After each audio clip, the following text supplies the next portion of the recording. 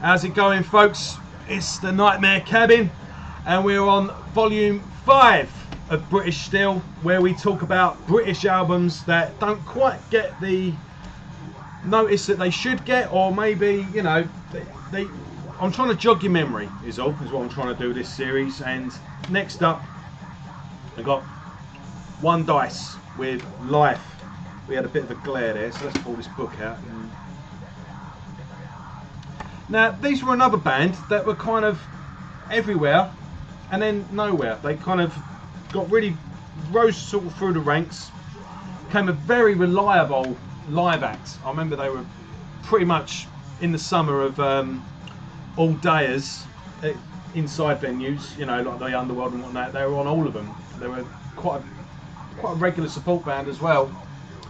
And then they were gone, which is a shame, because this is a fucking fantastic album. It's even an album. I mean, it could really be an EP. It's well, it's 9 tracks and it's 20 minutes long. I just had a look on the what's it called? Metal Archives. It is classed as an EP, but you know, I'm going to do it. I'm going to compare it to Rain in Blood, because yeah, that was under half hour and that was 10 songs. So if an extra song, it probably would have been the same length. But the band just blast through 9 songs in 20 minutes. There is not an ounce of fat on this. No poncy intro, no quiet melodic bits, no this, no that. It's just straight in. It smacks you over the head with a baseball bat and then kicks the shit out of you while you're on the ground. Let's have a look at the track listing as well. I think the longest track here is 2.5 minutes. 2 minutes and 48 seconds. So let's go into it and go into a bit of the history. Onedice were formed. They're from Bristol in the United Kingdom. I first became aware of them. I think it was a compilation for Infernal Records, I think it was called. They had a compilation out called Any Colour As Long As It's Black. I remember, I think it was Rachel Stamp was signed to them. There was a couple of bands as well. It was like a couple of side projects of Ginger Wildheart. Can't remember what they were called now. But Miocene were another band I was into. I think they were the reason I bought that that particular compilation. But yeah, this was Infernal Records. I'm just seeing what else they've got. Anyway, it doesn't matter. Yeah, so they put out a couple of bits and bobs around that time, but I remember hearing Laugh, Cry, Lose as well on the radio. If you look at the Earth Tone 9 video, the two I listened to mainly was Ian Camfield and Marianne Hobbs. And yeah, Laugh, Cry, Lose. That was one of those instantly recognisable songs where it was the vocal pattern that really sort of hooked you in. The vocalist, Dave Malpass, was he does a phenomenal job on this album, it's got to be said. And the way he just goes from real high scream to real low growl, he can do it all in one breath. He does a bit of clean vocals now and then. It sounds good, but it's not really. He doesn't do really enough for you to really sort of judge it properly. Apparently, he's in like a rock band now, like a southern style rock band, like a stonery sort of band. I don't know what he's doing now. I'll have to look that up. If this video gets shared, maybe put him in touch with me, do an interview about the old days. But yeah, Laugh, Cry, Lose is that. Laugh, Cry, Lose, you know. The riffs as well. Got to talk about the riffs. It's just absolute. It's white heat. Like as soon as the track finishes, we've bled into the other one, and Dan Horton's riffs on this is just absolutely phenomenal. We've got that perfect balance between like a shredding, you know, technical riff to them throwing in like a nice good bit of groove. And just as the songs get really fast and then it gets a bit out of control, bang, they throw in a real groovy section. So we get like real choppy riffs, choppy, then like a real sort of slow, da-dum, ba-dum, ba-dum, ba-dum, and just as that gets too much, bang, we hit a fast. Well, by the time it gets to that, the song's normally over, and then bang, just kicks in straight into the next song. The the title track, sorry, Life's got a nice bit of good use of some clean vocals there. But Sound of Contempt is another good one. Know Your Role.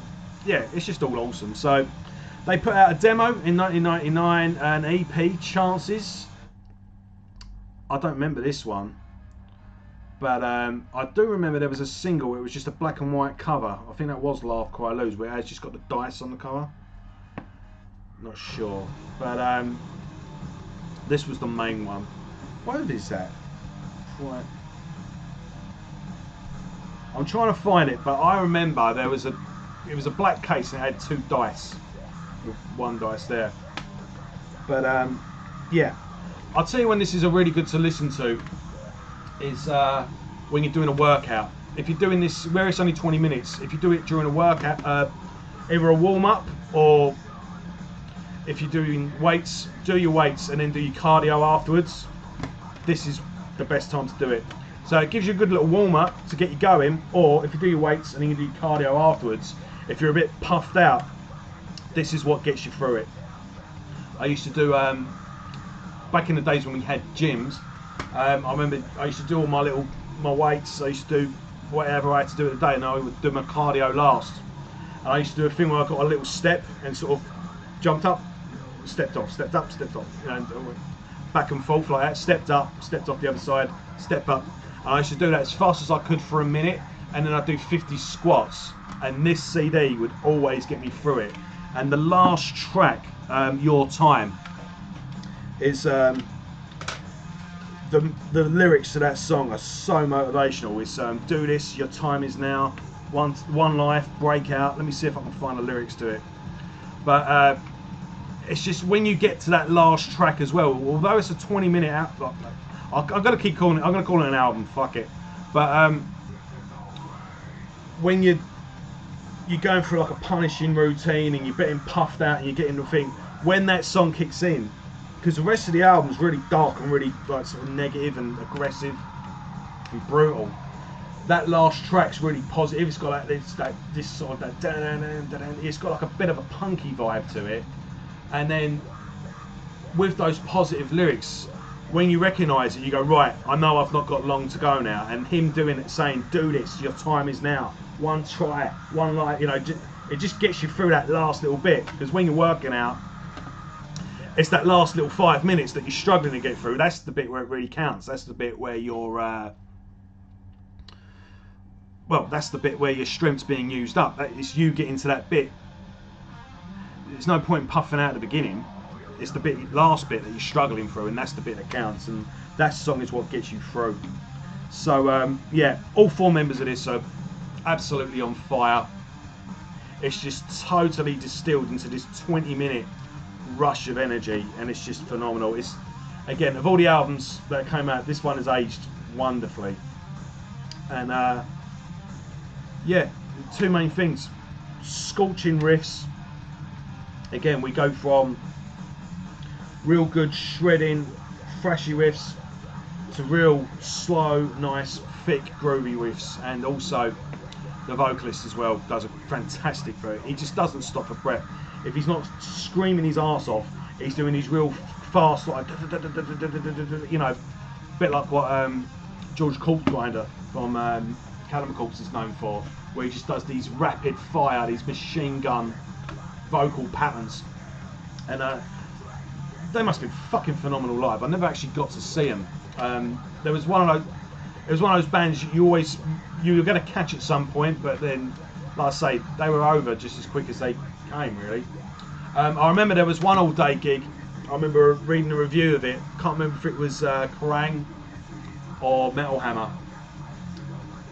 The vocalist as well. He did take a good photo. He had like this funny beard with these 2 bits hanging out. And he had a skinhead. And he would like sort of look like he moved around in the crowd. and had a bit of a Phil Anselmo thing going on. That was a bit of a thing to them. They kind of got dismissed by a lot of people as a bit of a poor man's Pantera. Well, Pantera is definitely an influence, but who the fuck weren't they an influence on, you know? But I don't think so. Yeah, they got a good use of groove and a bit of a singer that was up for it. But so what? I don't think of anything Pantera is. I think I'm more reminded of Exalta than anything else. But no, don't let that put you off, mate. This is 20 minutes of just fucking brutality, and it's awesome. But yeah, what was I saying? The this particular review, which impressed me, the journalist even made a point of it, was that Onedice showed up for whatever reason. They hadn't even done a sound check, so they must have not long got to the venue, because this was an all-day show, and times before the show, I mean, these things open at like 2 in the afternoon or something, so there might not have been time. But I like the idea that this person actually made the point that no sound check, no nothing, and they just went on and did their set and blazed through it as well. Awesome sound. The band, that's how tight they would have been at the time. They would have just been rehearsing constantly, and they would have known their set back to front. So yeah,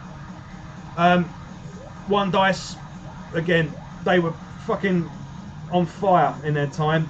They gigged loads and loads of shows at the time, put this awesome EP out, and then nothing, which is a shame, because I think these guys would have been contenders.